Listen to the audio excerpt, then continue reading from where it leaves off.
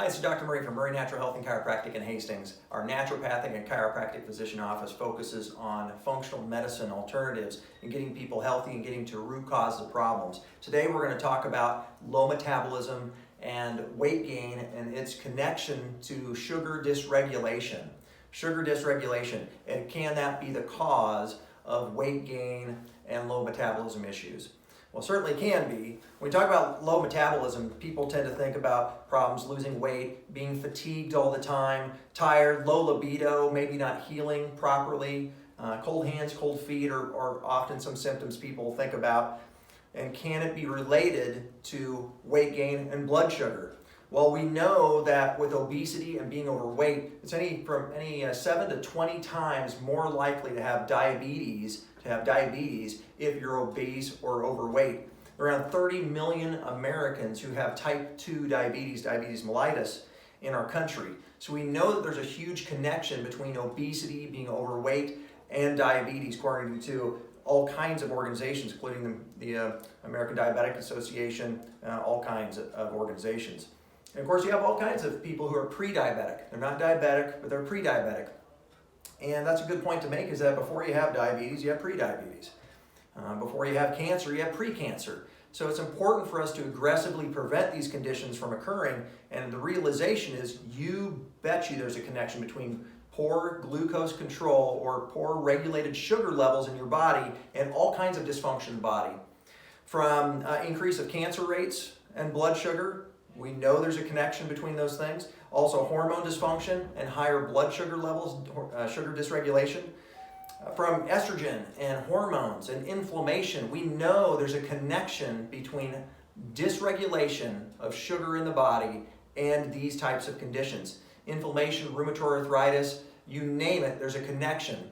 And it's not that sugar causes cancer. It's not that sugar itself causes hormone dysfunction. It's not that sugar itself causes obesity per se, but too much, and when it's in a state of dysregulation in our bodies, it causes extra problems, period. And so we need to be intimately interested in those things. Around 90% of all type 2 diabetes is preventable. The ADA, all kinds of organizations acknowledge this. Around 90% of type 2 diabetes is preventable. And you know, Harvard Health, another organization, health organization, you should look them up if you don't know about them. But there's articles in there, research articles stating that over a third of all type 2 diabetes is actually reversible. Reversible. A third reversible without medication or surgery. Without medication or surgery. That's the point. And one of the biggest connections between reversal of type 2 diabetes is obesity, is the weight issue. Well, but we know that it's not as simple as just eating less food. There's more involved with that than that. But we know that there's connections between those two. So what are the causes of low metabolism weight gain? Let me point to one thing here first. I'm going to show you a case study with a patient. And this patient came in, a female patient, 30-year-old female, and she came in. I've changed a couple of the things just to protect the innocent, so to speak. But still, this patient came in, and their blood, if you see the slide here that's being shown, on the left-hand side is white. The serum in it was white. It was supposed to be yellow. So after we treated her, the serum on the right-hand side actually was yellow. So, but when she came in, the serum was white. And basically what that is that's a lot of cholesterol that's in the blood. And after we worked with her, of course, those cholesterol levels and those things came down. But what we saw is that on her first test, which is on the right-hand column there that you'll see, her A1C was at a 10.4, and her glucose levels were at 346. The thing that was causing that cholesterol in the blood to be so high was that triglycerides. Her triglycerides were at 1,217, huge amounts. Cholesterols were off. She had some inflammation in some of her organs as well. And so we put her on a good, healthy diet. We dealt with her nutritional deficiencies. This person was taking diabetic medication.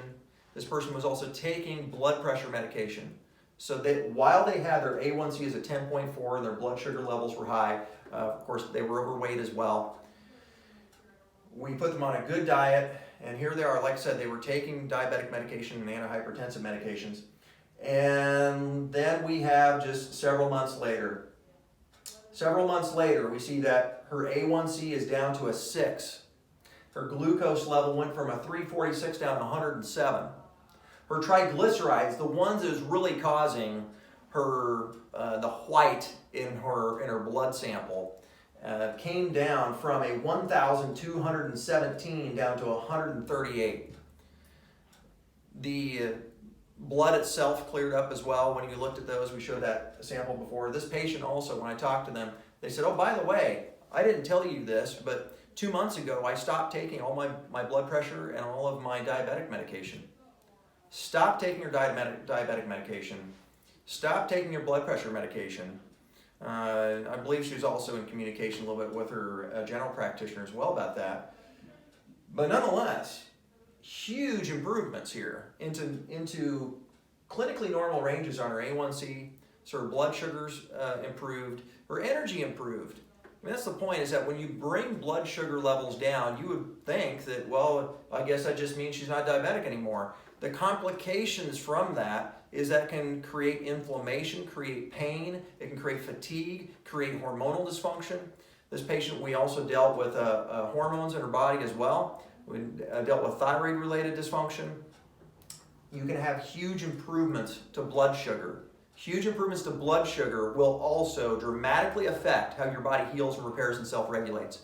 And that's the story here, is that what are some of the things that cause low metabolism and cause weight gain? Well, number one, too many sugars, processed sugars, all the soda pop and starches and carbs, those extra things that we, kind of those comfort foods, those increase sugar in the body. We are designed to eat our sugars in their most natural state, in the fruits, in the vegetables, and those things. And body by God, we should be eating foods by God, not made by man, and in their most natural state. So we need to get sugars down. Secondly, inactivity. For those that have metabolism problems, you need to get activity up. That doesn't mean that you're exercising every day of the week, but you need to get activity up. For those that truly have diabetic issues, it's so much more important for them because your muscles are one of those big metabolism movers and shakers, and you need to get active. You need to start getting those muscles to burn calories, to burn fats, and also help regulate hormones effectively. Third is hormones. Your thyroid most certainly can affect your metabolism, can affect how you lose weight, gain weight, and your sex hormones as well. Unfortunately, when you go and you have thyroid testing done or hormone testing done, they sometimes are not doing a proper test. We do a full thyroid panel looking at free T3 and reverse T3. We look at thyroid antibodies. We also look at estrogens and progesterone, testosterone, DHEA. We look at those because it's important. If you have metabolism problems, it's important to get to root causes, and you need to do a complete test, including adrenal hormones as well. So we test for those things. Deficiencies. People that have metabolism issues almost always have some kind of deficiency. There's a reason why their body is not healing, repairing, and self-regulating like it's designed. Maybe that's a vitamin D deficiency. Maybe that's a chromium deficiency.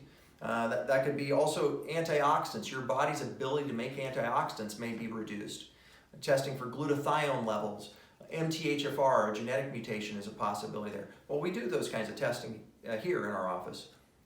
Toxicities, things that affect your hormones, things that affect your metabolism, may be outside chemicals that you're consuming, might be heavy metals. We know that many heavy metals are what they call endocrine disruptors, or they mess with your hormones' ability to bind at the cellular level. And so you can test for those and find out if there's perhaps you have some kind of an exposure issue, or your body's having a difficulty with mercury, cadmium, lead. If you have silver amalgam fillings, that can be an issue too. There's mercury in those as well. And so testing for those, and then you can also chelate for those. You can do chelation to help bring those out. Your GI function, your stomach, if you've got poor GI function, if you have dysbiosis or abnormal amounts of the good bacteria versus the bad bacteria, that most certainly will affect the rest of your body. If you've got a kind of a poorly functioning tummy, you're going to have probably poor metabolism. Something's not going to be right there as well. And then lastly is sleep. Sleep's a difficult one. Sometimes it's difficult to know whether you are getting enough sleep or not. But some people do truly have sleep apnea. They are not breathing at night. They're snoring. They have difficulty sleeping. They wake up, they're tired and wore out. That's why it's a good idea to make sure that you are getting proper sleep. But you can also test for that as well. So sleep apnea testing, and we also order that as well. So what do? Well, first of all, you need to cut out the sugars and the excessive starches. Cut out the soda, of course, and the ice cream, the chips and candies and all those kind of things. Don't buy them. If you buy them, you'll eat them. Don't put them in your house. If you do, you'll eat them. So you don't buy them. It's good to have some health coaches as well. So there's lots of health coaches that are out there, even around in the surrounding areas. Here around the Hastings area, there's Angie Katzberg, and that's at Eat Move Daily. It's good to have people kind of back behind you, registered dietitian like that, who will kind of help you, guide you through some of those. Maybe it's a gluten issue you need to deal with. Sometimes we do food allergy testing, so sometimes we'll refer people out for additional help and kind of helping them to create meal plans and those things. So in the Hastings area, she's a good referral.